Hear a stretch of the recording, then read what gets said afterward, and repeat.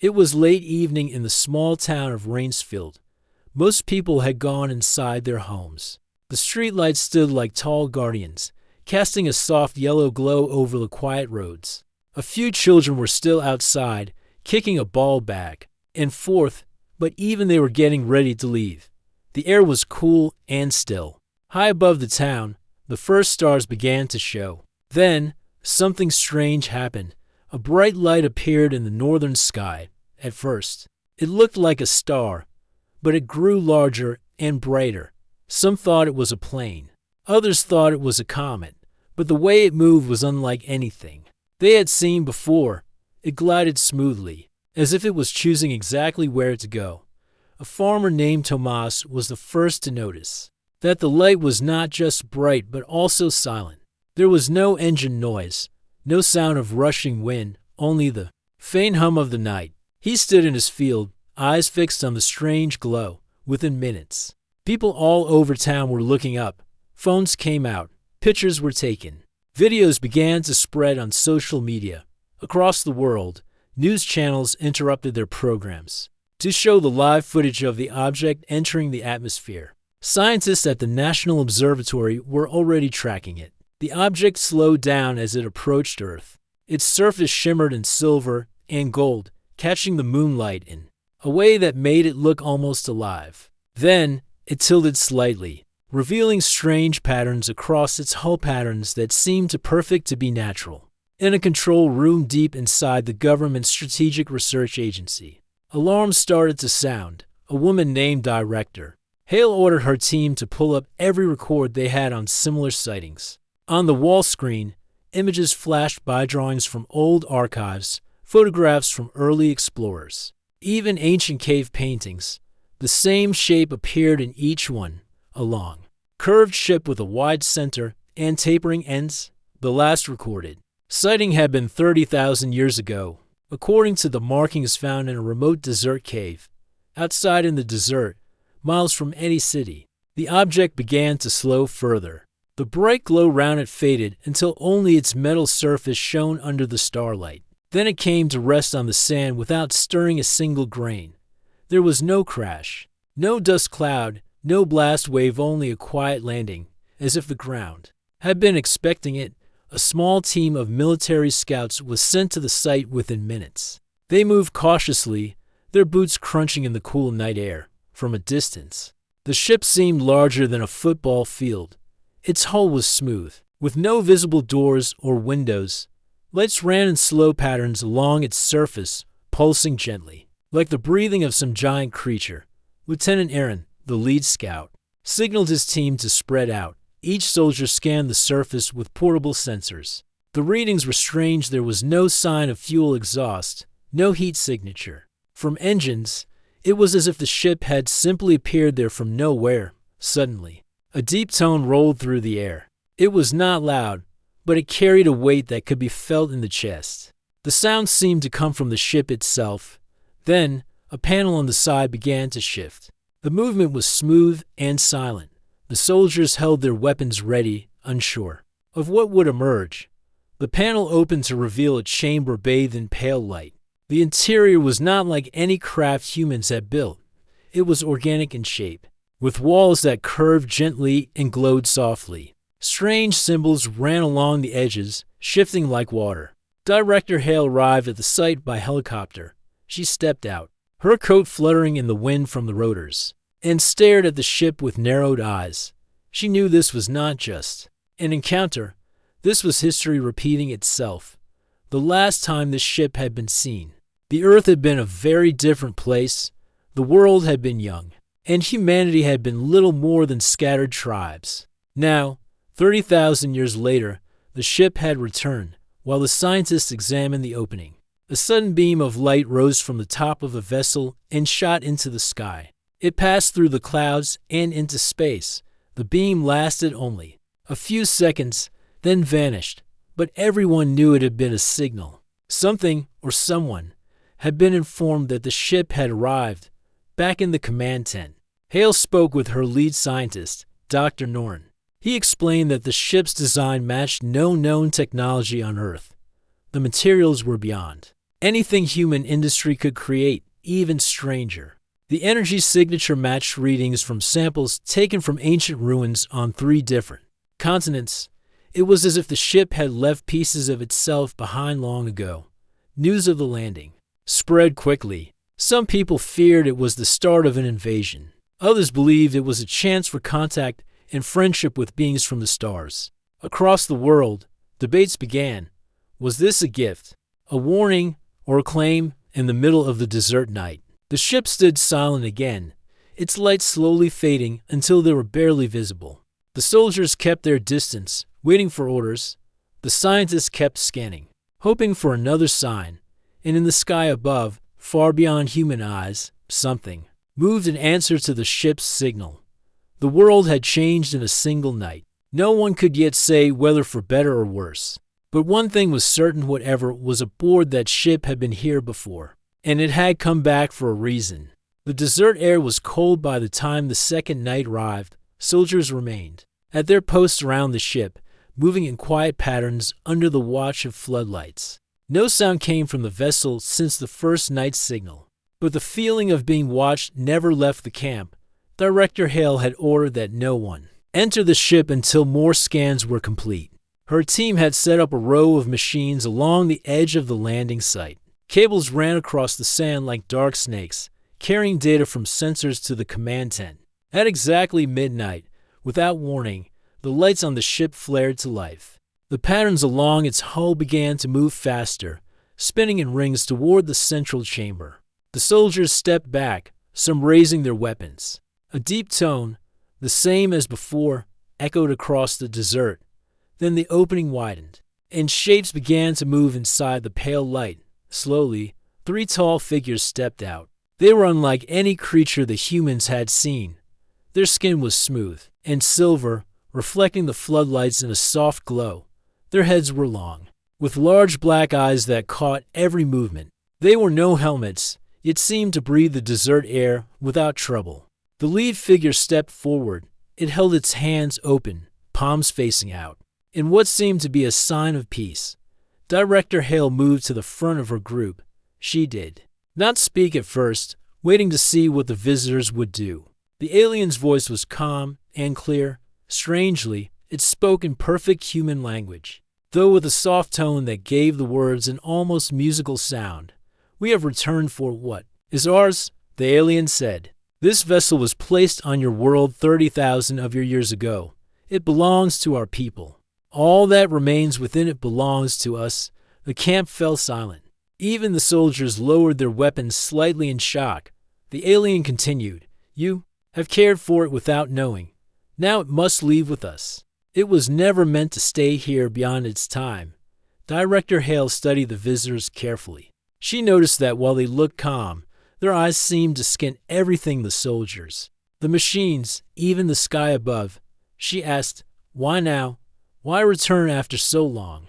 The alien's eyes met hers. "Because the cycle has come again. The stars move into their place, and our journey must continue. This vessel carries the memory of our people. It cannot remain on this world." Hale took a step closer. "If it was left here so long ago, then it became part of our history. This is Earth's land. The ship is on our soil. You cannot simply take it without agreement." The alien tilted its head slightly, as if considering her words. Then it spoke. "Again, your kind has grown much since we last walked this world. But the vessel's purpose is beyond your reach. Without it, we are incomplete. We will not leave without it." Dr. Noren came forward from the back of the group. "If this ship is so important, then why did you leave it behind in the first place?" The alien turned to face him. "It was hidden here to protect it from a war among the stars. In that time, your people were young. You could not have understood. The ship was locked to wait until the danger passed." Mira, the scientist who had been studying the ship's code patterns, stepped closer. Holding a tablet in her hand, she spoke quietly, but her words carried. "We scanned the systems. The ship responds to human DNA. Without a human aboard, it will not even powerfully. You say this is your vessel, but it has changed while it was here." The alien's eyes narrowed slightly. "The vessel adapts to its environment. It used your life patterns to protect itself. But that does not make it yours. Hale sensed the growing tension. She could feel the soldiers behind her shifting, ready for trouble if needed. But she also saw that the aliens had not drawn any weapons. This was still a meeting, not yet a battle. The lead alien finally said, "We will give you one rotation of your sun to decide. Return the vessel to us willingly, or we will take it by our own means." With that, the three figures stepped back into the pale light of the ship's chamber. The opening closed as smoothly as water sealing over a stone. The lights along the hull dimmed again until they were only faint glows in the dark. In the command tent, the team gathered quickly. Hale spoke first. "We cannot simply hand over something like this. If it truly has a link to human DNA, then it's part of us now. And if what they say about a war is true, we need to know who their enemies are." Dr. Norn agreed. "We should assume their return is not just about the ship. That signal they sent could have reached anyone. If their enemies followed it, Earth could be in danger." Mira tapped her tablet. "There's more. The DNA link is not random. It matches specific markers found in people from different parts of the world. I think their ancestors worked with our ancestors. This could be proof that humans were part of something far bigger than we thought." Hale looked around at her team. "Then we have less than a day to decide if we stand our ground or give them what they want. Either way, this changes everything." Outside, the ship stood silent in the moonlight. But far above the Earth, in the darkness of space, other shapes were moving. They were smaller, faster, and carried a cold blue light. They were heading toward the planet, answering a signal that had been waiting 30,000 years to be sent. The sun rose slowly over the desert, casting warm light on the silent ship. The air felt still. But inside the command tent, the mood was tense and busy. Scientists, soldiers, and officials moved between computers and monitors, trying to understand the strange craft and the message from the silver-skinned visitors. Mira sat at a table covered with notes and glowing screens. Her eyes were tired, but she refused to stop. Since the aliens' arrival, she had been running tests on the ship's systems, searching for any sign of how it worked and how humans might be connected.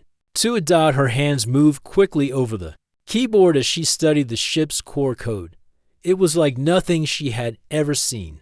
The patterns shifted and changed depending on the readings from outside the ship. But one thing was clear.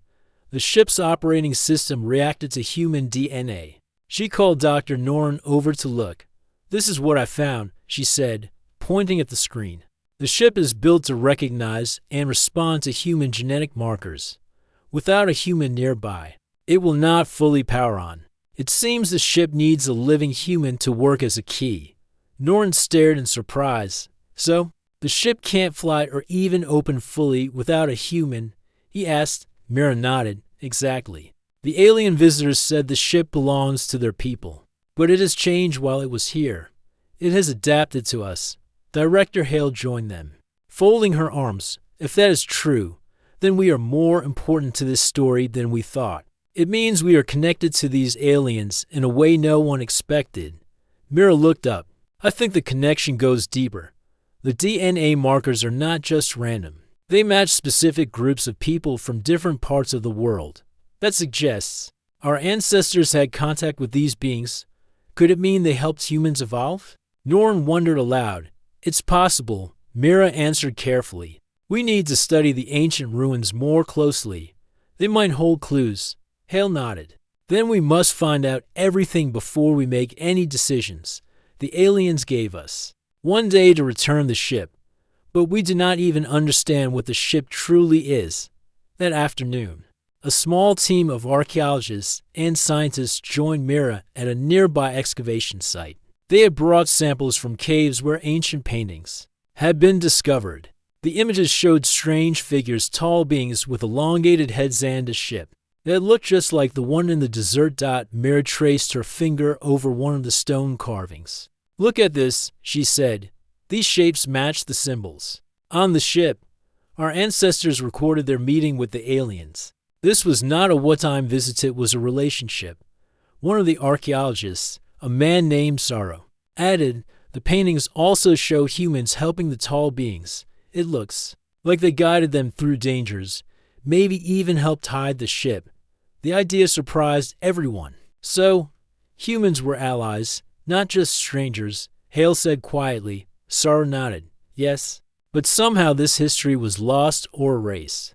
That is why the world forgot the ship and the visitors. Back at the landing site, Mira continued her work. She carefully placed a small piece of human DNA into a testing device connected to the ship. Slowly, the lights inside the vessel brightened, the soft hum returned, and panels inside began to move, revealing more of the ship's inner structure.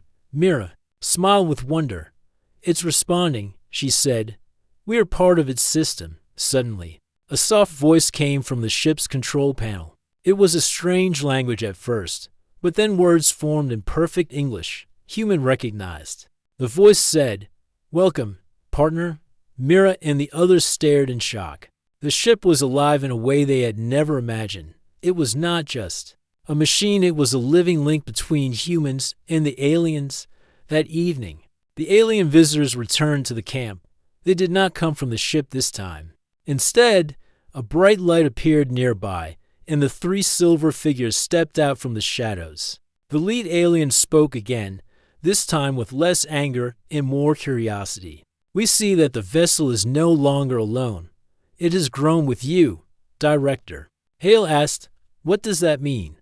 What is the connection between us and the ship?"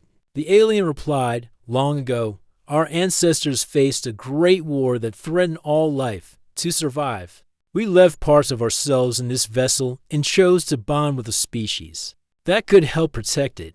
Your ancestors were chosen." Mira stepped forward. "Why did you leave the ship here? Why wait so long to return?" The alien's eyes seemed sad. "We hoped to return once the danger passed. But time moved differently for you. We were delayed by conflict. Now we have come back to reclaim what we left behind and continue our journey." Hale asked, "What happens if we refuse to give it to you?" The alien's face hardened. "The ship is part of a greater balance. Without it, our future and yours could be in danger. But we seek cooperation, not conflict." Mira thought about the living ship, the bond between humans and aliens, and the ancient stories hidden in stone. She knew the world faced a choice. That night, as the camp settled into uneasy silence, Mira looked up at the stars. She wondered what the future held for Earth and its people. The ship had returned after 30,000 years, bringing more questions than answers. But one thing was clear: humans were no longer alone in the universe. They were part of something far greater, story written in the stars and carried in their very DNA. The next morning, Mira and her team traveled to a remote canyon several hours from the desert landing site. The canyon was known for its ancient ruins, places where early humans had left carvings and paintings on stone walls. These ruins were older than most history books, and many believed they held secrets waiting to be uncovered. Mira hoped the ruins might explain more about the connection between humans and the strange ship. She believed that answers lay hidden in the stories told by those who lived thousands of years ago. As the team approached the entrance of the canyon, the sun rose behind jagged cliffs, casting long shadows across the dusty ground. Mira's heart beat faster with excitement. She had seen the cave paintings before in photos, but now, standing before them, she felt the weight of history pressing down. The walls inside the cave were covered in faded colors. Figures of humans stood alongside tall beings with silver skin and large eyes. Some scenes showed humans reaching out to the beings, handing them tools, guiding them through forests and mountains. In one large mural, the ship was painted hovering above the earth, beams of light reaching from it to the people below. Saro, the archaeologist, pointed to a part of the wall. "Look here," he said. "This shows a great battle in the sky.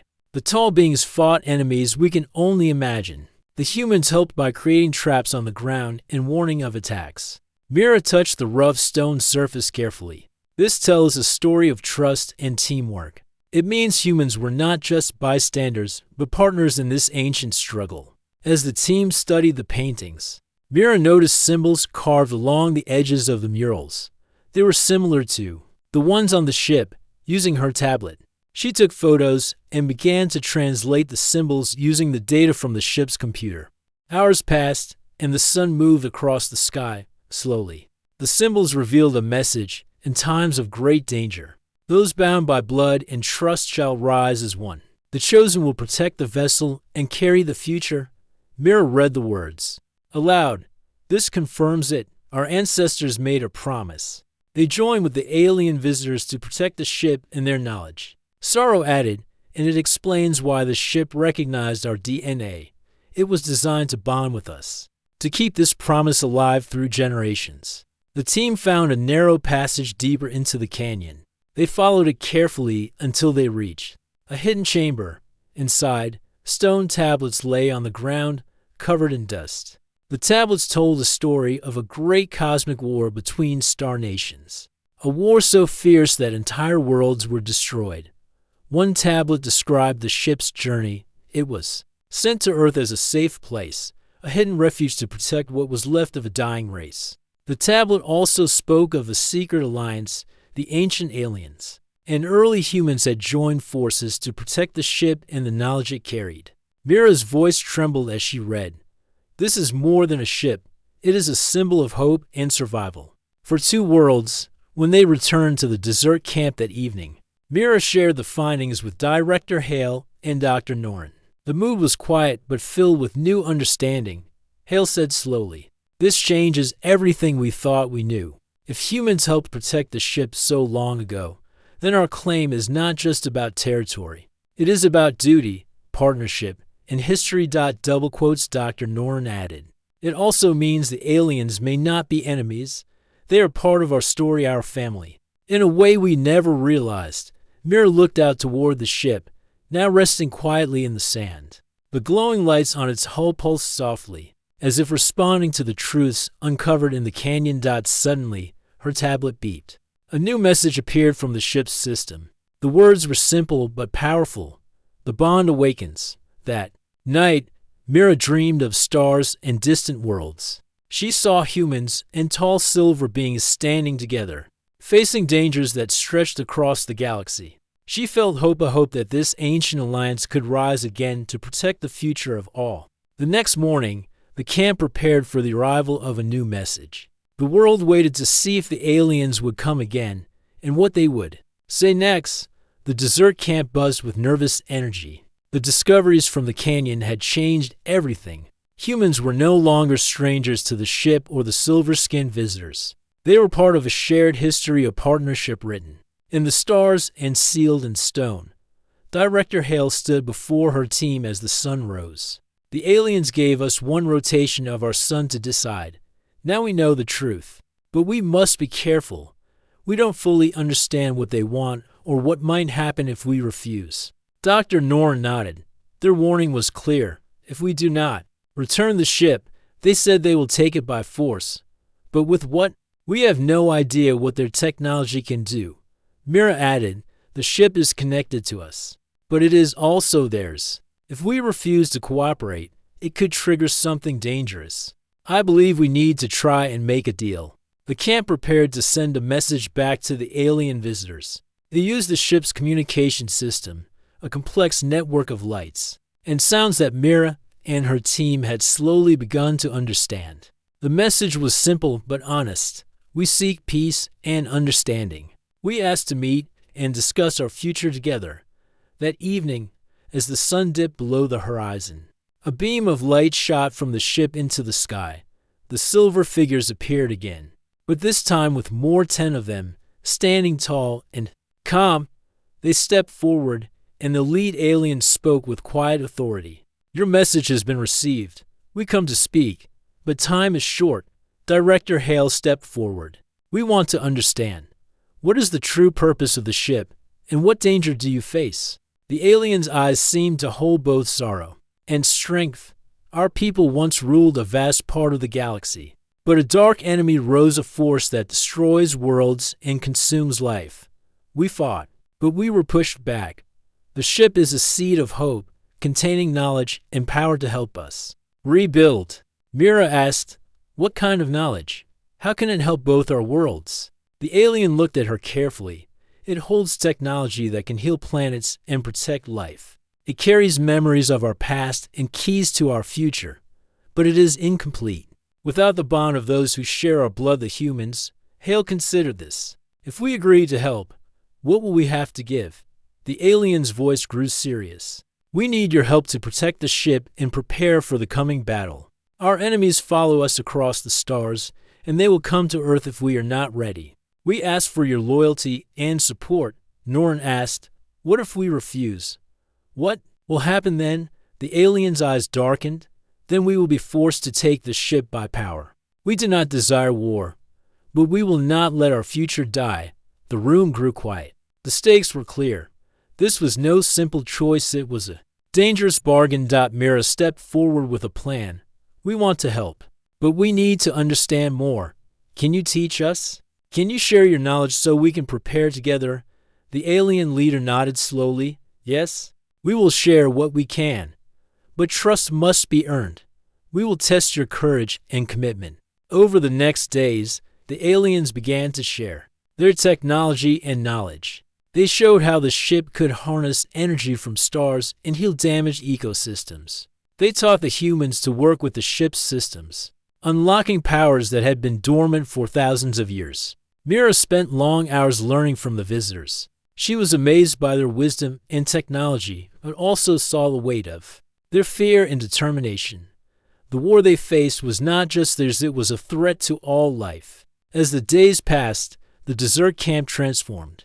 What was once a secret landing site became a center of hope and preparation. Scientists, soldiers, and aliens worked side by side, building defenses and sharing stories of the past and future. Yet, beneath the hope, a shadow remained. The distant stars held enemies watching and waiting. The dark threat was coming, and Earth was now part of the battle. One night, Mira stood outside the ship, looking up at the sky. The stars shone brightly, but in the distance, a faint blue glow pulsed, a sign of approaching danger. She whispered to herself, "We have made a dangerous bargain, but it is the only chance we have." The future was uncertain. The ship, the visitors, and the humans were linked by a fragile hope. Together, they would face the darkness and fight for their worlds. The blue light in the sky grew stronger as the days passed. It was no longer a distant glow, but a fleet of ships moving closer to Earth. Their shapes were sharp and fast, cutting through space like arrows. The camp watched nervously as the alien visitors prepared for what they called the coming storm. Director Hale stood beside Mira and Dr. Norrin near the ship. The humans and visitors had worked together to build defenses, but none had seen real battle like this before. The weight of the unknown pressed heavily on everyone's minds. The enemy approaches. The lead silver-skinned alien said calmly, "They are called the Orcs. Their goal is destruction. They consume life and technology to grow stronger." Mira asked, "Can the ship protect us?" The alien shook its head. "The ship alone cannot stop them. It is a beacon and a weapon, but it needs the courage and unity of those who protect it." The camp activated energy shields around the ship and nearby base. Soldiers took their positions. While scientists monitored the sky, everyone waited, holding their breath. Then, one evening, the first Varkas fighters entered Earth's atmosphere. They moved fast, sleek ships that glowed with dark energy. The sky lit up with flashes of light as the visitors' defenses met the attack. Explosions shook the desert, and the sound of distant thunder rolled across the land. The battle had begun. Mira stayed inside the ship's control room, working with the visitors to manage its systems. Lights pulsed along the walls as energy flowed through the vessel. She felt the ship respond to her presence, its power linked to her heartbeat. Outside, soldiers and aliens fought side by side. The visitors moved with graceful speed, their weapons unlike anything humans had seen. They fired beams of light that cut through the enemy ships, but the Varkas kept coming, relentless and cruel. Director Hale coordinated the defense efforts. "Hold the line," she shouted into her radio. "We cannot let them reach the ship." In the chaos, Mira noticed something strange. The ship's sensors detected a signal from the Varkas and attempt to hack into its systems. The enemy wanted to take control. She worked quickly, using the knowledge she had learned from the visitors. Her fingers flew over the controls as she fought the digital attack. Almost there, she whispered. The ship's systems pulsed in response to her commands. With a final keystroke, the attack was blocked. The ship's defenses flared, sending a wave of energy that pushed back the enemy ships outside. The tide of battle shifted. The Varkas began to retreat, their ships breaking formation and fleeing into the dark sky. The camp cheered, but Mira knew the fight was far from over. The Varkas were only the first wave. The visitors gathered near the ship, their faces serious but hopeful. The lead alien spoke to the humans. You have shown bravery and strength. The bond between us grows stronger. Director Hale smiled. We fight together now, for Earth and for your people. Mira looked at the stars above, feeling the ship's energy flowing through her. She knew the coming days would bring more battles, more tests of courage. But she also knew that the ancient alliance was alive again, and that together, humans and visitors could face whatever darkness came next. The stars above shone quietly as the desert camp prepared for a new beginning. The battle with the Varkas had been hard, but it had also brought two worlds closer. Humans and the silver-skinned visitors now stood side by side, ready to face the future together. Mira walked slowly near the ship, feeling its soft hum beneath her feet. The vessel was no longer just an ancient mystery or a powerful machine. It had become a symbol of bridge between Earth and the stars. Director Hale approached, her face calm but filled with pride. You have done well, Mira. The ship responded. To your courage and heart, you helped save us all. Mira smiled gently. I could not have done it alone. Everyone here, humans and visitors, they all fought with strength and hope. The visitors gathered nearby, their tall forms glowing softly in the early light. The lead alien spoke to the group. Our journey was long, and the dangers many, but with your help, the bond has been restored. We are honored to be part of this, Mira said. But what comes next? How do we protect Earth and keep peace? The alien looked toward the sky. The Varkas are not the only threat. There are others in the universe who fear the power of the ship and the unity it represents. We must remain vigilant. Hale nodded. Then we must build a future where both our peoples learn and grow together. Over the next weeks, the desert camp transformed. Scientists and visitors worked to share knowledge. They created schools and training centers where humans could learn about space travel, advanced technology, and the history of the stars. Mira became a leader in these efforts, teaching others what she had learned from the ship and the visitors. She felt proud to help build a new era for Earth, one where humans would not be alone. One day, as Mira studied the ship's control panel, she discovered a hidden message within its systems. It was a recording from the ancient aliens, a message left for future generations. The message said, "To those who find this vessel, you are chosen to protect life and light in the universe. Stand together, be brave, and know that you are never alone." Mira felt a warmth inside her chest. The ancient promise was alive, carried now by her and all who believed in it. The visitors announced that they would stay on Earth for a time, helping humans prepare for the challenges ahead. They brought ships to explore nearby stars and shared their wisdom freely. Together, they planted trees in the desert, turning the once barren land into a place of growth and life. The ship's power helped heal the Earth's wounds, restoring rivers and green fields. At night, children of both species looked up at the stars and dreamed of new adventures. They were the next generation guardians of the bond between worlds. Mira stood on a hill overlooking the camp, the ship glowing behind her like a beacon. She knew the road ahead would be long and sometimes difficult, but she also knew they had found something precious. A new dawn was breaking, not just for Earth, but for the whole universe.